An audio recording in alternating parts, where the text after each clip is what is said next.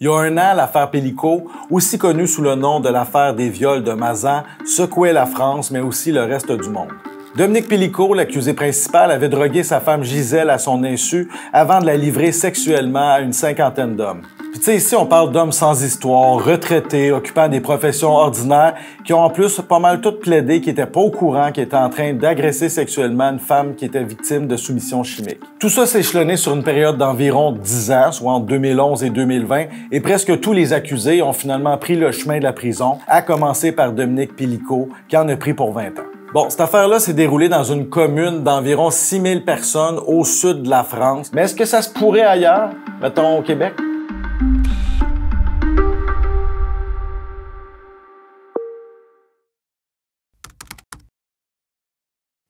Fait que là, on a placé une annonce sur le site de rencontre JALF, qui veut dire Jouer avec le fantasme. Ça, c'est une plateforme québécoise dédiée aux fantasmes sexuels qui prétend rejoindre des millions de personnes. Bon, l'annonce proposait les services de Ma femme endormie, s'inspirant de celles placées par Dominique Pélico sur le site de rencontre Coco, un site français. Aujourd'hui, ça, c'est fermé. Pour recruter des hommes, on a d'abord généré 2 photos avec l'aide de l'intelligence artificielle. Dans un monde idéal, il y aurait personne qui aurait répondu à cette annonce-là. Malheureusement, la réalité fut nettement plus dégueulasse. Accrochez-vous.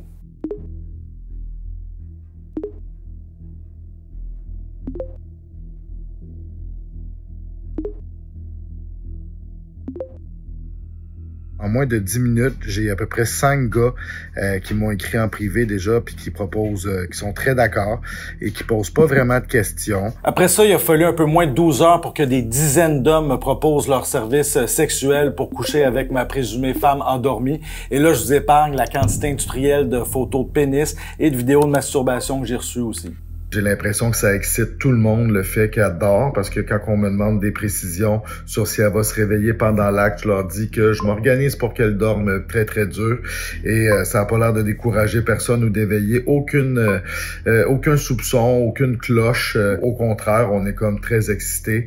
Et les seules personnes qui m'ont bloqué jusqu'ici, c'est des gens qui sont un peu impatients parce qu'ils trouvent que je réponds pas assez vite à leur goût. Mais bien honnêtement, je croule sous les demandes. Au moment même où je suis en train de tourner ça, j'ai la page JALF ouverte à côté et j'ai reçu 2 nouveaux messages. En prévision des rencontres avec les hommes intéressés, Dominique Pélico avait des exigences pour pas réveiller la victime, notamment ne pas porter de parfum, pas fumer de cigarette et garder les mains à la température ambiante. J'ai décidé de donner les mêmes directives à certains hommes pour voir si ça allait leur sonner une cloche.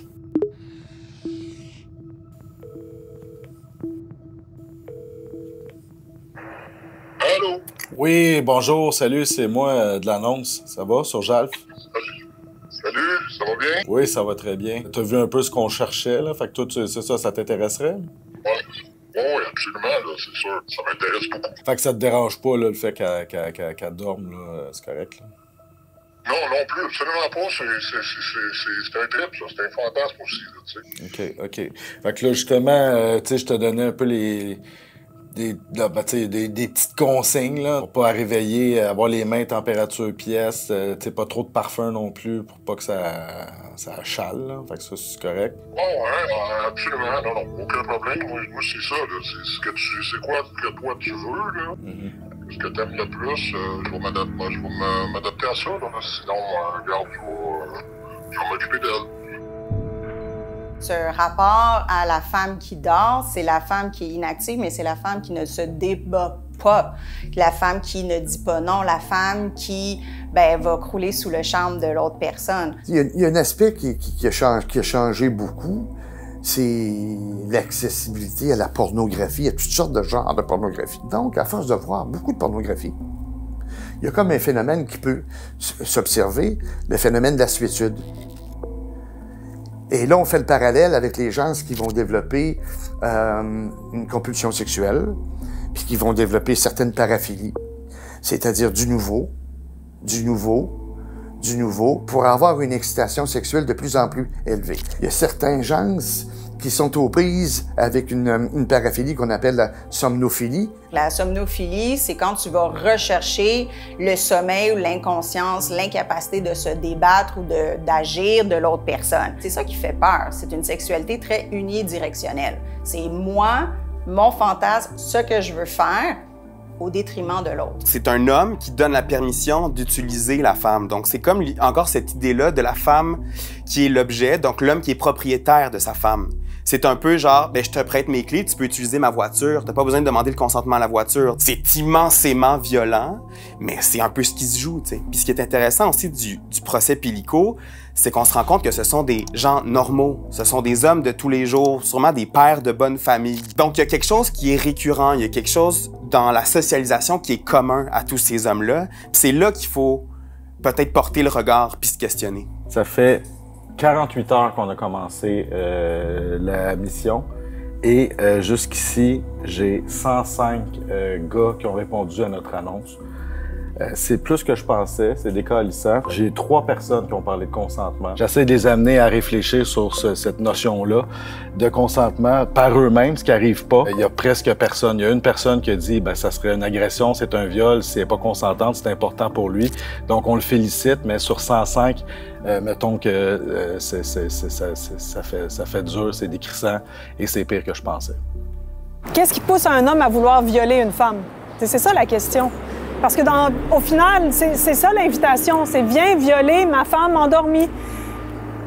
Si on pose même pas la question du consentement, c'est donc que le fantasme a à voir avec le viol d'une femme. Cette expérience-là que vous faites, c'est la preuve que cette éducation-là, à l'équité, à l'égalité entre les êtres humains, au respect, à une éthique minimale, n'est pas faite.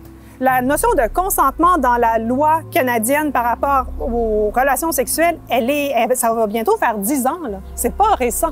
Donc, c'est pas le procès Pellico il y a 1 an qui peut avoir été l'occasion d'éduquer. On devrait avoir été éduqué bien avant. C'est la pointe de l'iceberg.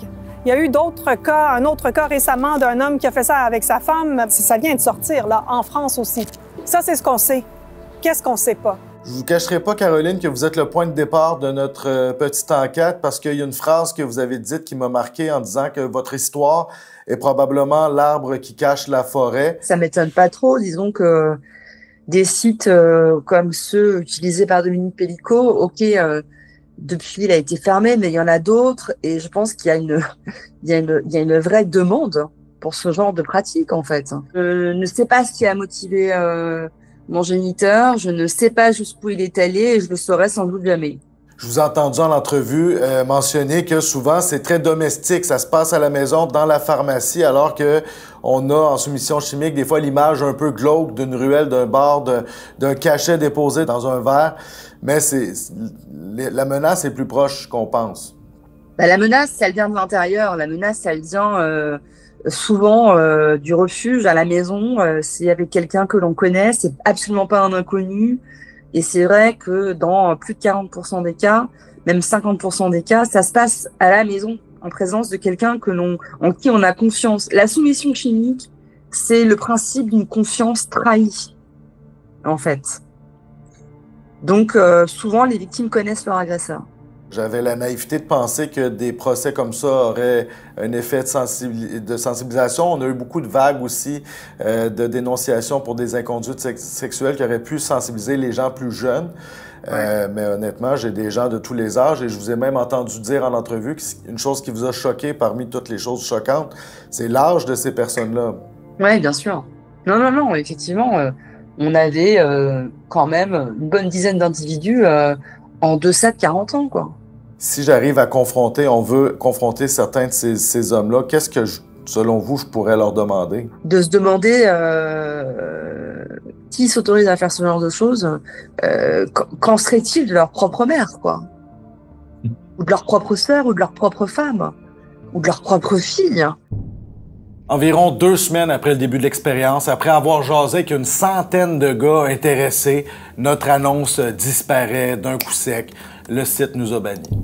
À ce moment-là, on se rend compte que le site nous a probablement flagués parce qu'on est incapable de se recréer une annonce à peu près similaire, même en utilisant des vraies photos. On avait écrit à Jalf pour une demande d'entrevue et honnêtement, j'y croyais pas tant que ça. Je pensais que ça s'était perdu, mais on a une réponse même très détaillée. Pour assurer un environnement sécuritaire, toutes les nouvelles inscriptions sont vérifiées manuellement par notre équipe de modération qui assure une présence 24/7 sur la plateforme. Nous encourageons aussi nos membres à signaler tout comportement violent, harcelant ou non consensuel. C'est d'ailleurs ce qui s'est produit dans le cas de votre profil signalé, donc on a été signalé le matin du 16 juillet et banni quelques heures plus tard, démontrant que le système de signalement fonctionne efficacement. Honnêtement, je suis rassuré qu'on a été signalé et de voir que c'est des vraies personnes qui font le tri, ça aussi c'est rassurant. D'ailleurs, ce qu'il raconte, c'est que les membres ayant répondu à votre annonce ont fait l'objet d'une vérification approfondie après bannissement de votre profil et certains ont également été exclus de la plateforme. Évidemment, on a été 2 semaines lâchés lousse là-dedans où on aurait pu mettre en place tout ça pendant 2 semaines sans avoir aucun problème, mais mieux vaut tard que jamais dans ce cas-ci. Bon, c'est sûr qu'on aurait aimé ça parler avec quelqu'un au SPVM, voir ce qu'ils font en matière de prévention ou savoir à tout le moins s'ils ont ces gars-là à l'œil. Malheureusement, on a décliné notre demande d'entrevue en prétextant la confidentialité.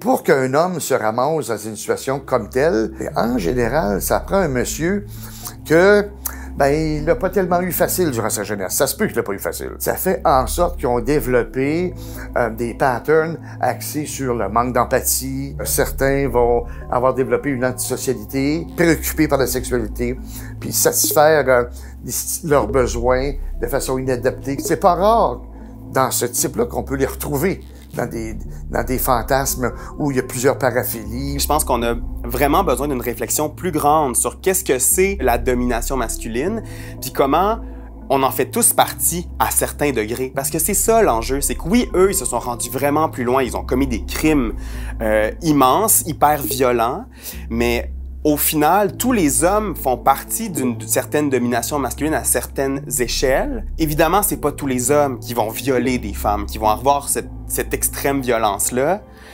Mais il y a quand même quelque chose dans le quotidien d'envisager la sexualité féminine comme si elle nous appartenait, comme si les femmes devaient être sexuelles pour le plaisir des hommes.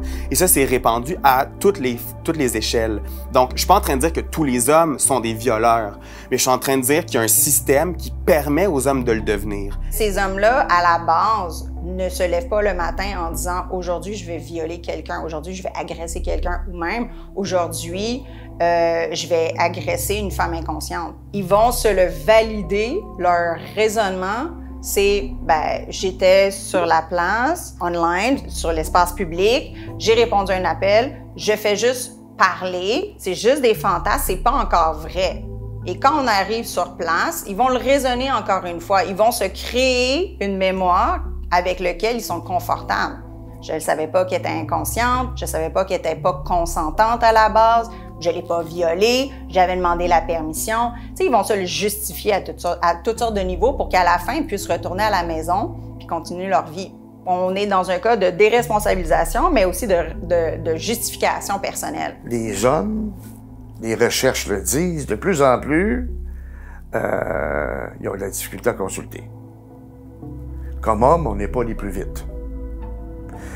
Puis comme homme, quand on y va, c'est un petit peu urgent. Et si on n'a pas le service tout de suite, qu'est-ce qui se passe? On s'en va, puis il y a plusieurs hommes qui reviennent plus ou moins. Mais s'il faut faire en sorte que ces clients-là, que ces messieurs-là, ou ces certaines dames-là aillent consulter, il faut réduire, faire en sorte, au niveau des médias, les médias sociaux, les médias visuels, de réduire la stigmatisation. Je regarde les journaux, il faudrait le pendre, ce maudit-là. Il y a d'excellentes chances qu'il reste à la maison. Je pense vraiment que si on avait des gouvernements qui prenaient à cœur l'égalité entre les hommes et les femmes, mais plus encore l'égalité entre toutes les personnes, parce que la vraie équité, c'est ça, ou la vraie parité même, il y aurait dans nos parlements une représentation de toute la diversité sociale. Il n'y aurait pas juste du monde majoritairement masculin et blanc qui sont issus des classes économiques supérieures, qui viennent du milieu du droit ou des affaires. Nos parlements seraient beaucoup plus diversifiés que ça. Et les personnes dans ce Parlement-là permettraient de faire passer des lois, des règles, des programmes d'éducation qui seraient transmis aux petits, aux enfants, aux ados, tout le long de leur passage dans nos institutions publiques. Ce serait ça le vrai moyen de faire avancer les choses. Le prendre au sérieux, vraiment s'y engager. On peut pas juste sans arrêt dire « Ah, il y a la manosphère, il y a les masculinistes, il y a les... » Ben oui, mais faites quelque chose!